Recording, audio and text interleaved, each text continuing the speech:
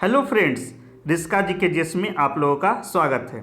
आज हम आप लोगों के लिए 10,000 वन लाइनर क्वेश्चन की सीरीज लेके आए हैं, जिसके जरिए सभी विषयों को कवर किया जाएगा और ये हिस्ट्री का पार्ट 2 है।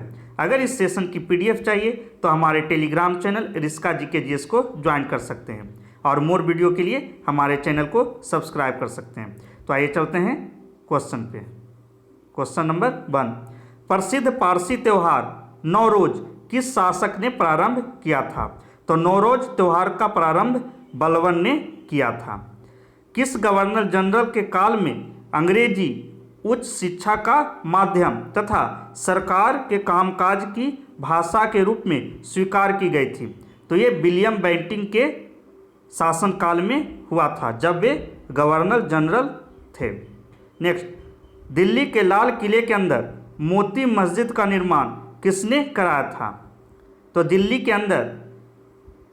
के लाल किले के अंदर मोती मस्जिद का निर्माण औरंगजेब ने करवाया था। सांची का स्तूप किस वंश के काल में बनवाया गया था? तो सांची का स्तूप मौर्य वंश के काल में बनवाया गया था। नेक्स्ट, किस राजवंश ने हत्या कर सत्ता हथियाई तथा जिसका अंत भी हत्या के द्वारा ही हुआ? तो ये शुंग वंश ने हत्या करके सत्ता हथियाई थी और इसका अंत भी हत्या के द्वारा ही हुआ। हाथी गुम्फा अभिलेख में किसकी उपलब्धियों का विवरण मिलता है? तो हाथी गुम्फा अभिलेख में खारवेल की उपलब्धियों का वर्णन मिलता है। सिराजुद्दौला के साथ अंग्रेजों ने कौन सी संधि की थी? तो सिराजुद्दौला के साथ अंग्रेजों ने अलीनगर की संधि की थी। नरेंद्र मंडल की स्थापना का सुझाव किसमें था? तो नरेंद्र मंडल की स्थापना का सुझाव चेम्सफोर्ड सुधार अधिनियम में था। नेक्स्ट,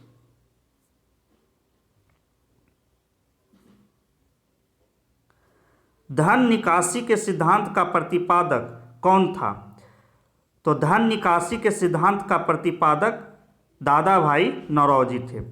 सल्तनत काल में किले की सेना के खर्च के लिए निर्धारित भूमि को क्या कहा जाता था? तो सल्तनत काल में किले की सेना के खर्च के लिए निर्धारित भूमि को मफरूज कहा जाता था। सल्तनत कालीन प्रांत की सेना क्या कहलाती थी? तो वैसी सेना हस्मे अतराफ कहलाती थी। ग्वालियर अभिलेख के अनुसार अरबों को सिंध से आगे बढ़ने से किसने रोका था?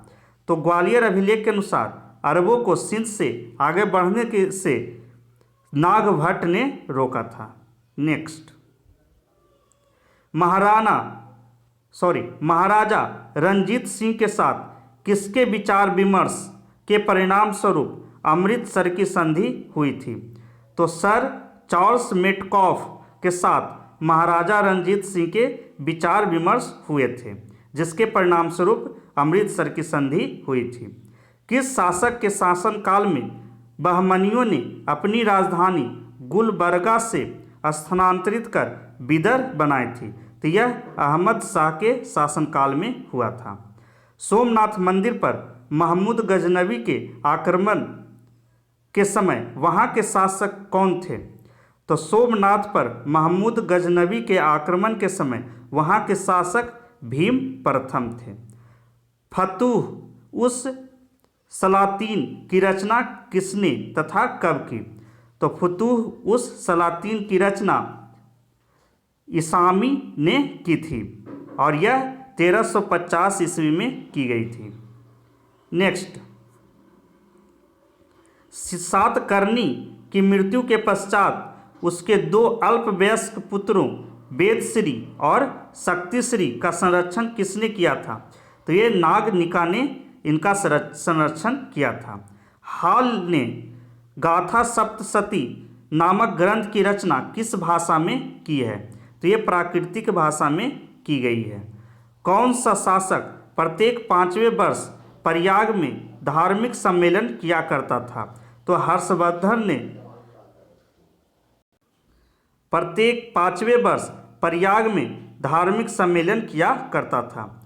भुवनेश्वर तथा पुरी के मंदिर किस शैली में निर्मित हैं? तो भुवनेश्वर और पुरी के मंदिर नागर शैली में वर्णित हैं, निर्मित हैं। नेक्स्ट, संगम युगीन ग्रंथ तोलक्यपियम किस विषय से संबंधित है? तो यह व्याकरण और काव्य से संबंधित है। सोनगिरी का ऐतिहासिक दिगंबर जैन तीर्थस्थल किस राज्य में है?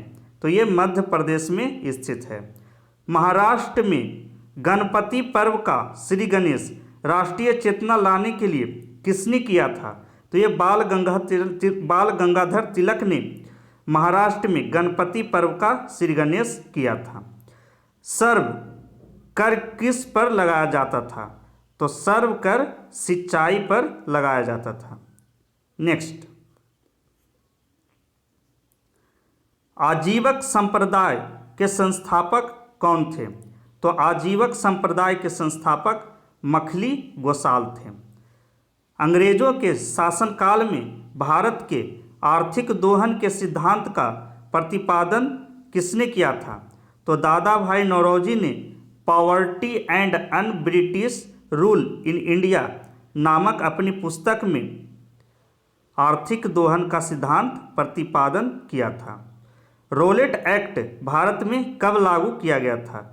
तो रोलेट एक्ट 1919 में लागू किया गया था। विक्रत संवत कब से प्रारंभ हुआ?